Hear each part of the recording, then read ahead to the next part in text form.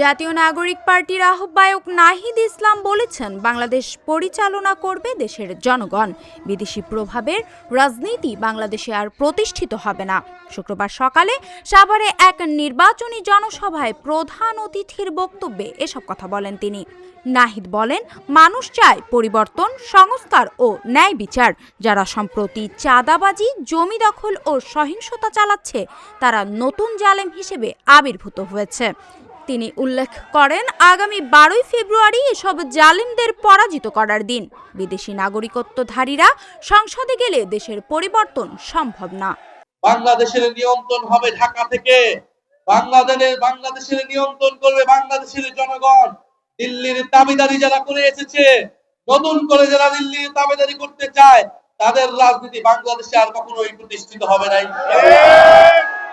আমরা জীবন দিয়েছি, আমরা জীবন দেওয়ার জন্য আমরা প্রস্তুত আছি, কিন্তু আজাদী এবং সার্বভৌমত্বের প্রশ্নে আমরা এক বিন্দু পরিমাণ ছাড় দেব না। বাংলাদেশের মানুষ এখন কি চায়? বাংলাদেশের মানুষ চায় পরিবর্তন, বাংলাদেশের মানুষ চায় সংস্কার, বাংলাদেশের মানুষ চায় ইনসাফ। বাংলাদেশের মানুষ 5ই আগস্টের পরে নতুন কোন জালেমের আবির্ভাব দেখতে চায় না। আমরা দেখছি যারা 5ই আগস্টের পরে নতুন করে চাঁদাবাজি শুরু করেছে, নতুন করে জমি দখল শুরু করেছে, নতুন করে মানুষকে নির্যাতন করছে, যারা পাথর মেরে মানুষকে হত্যা করছে, তারাই নতুন জালেম হিসেবে আবির্ভূত হয়েছে।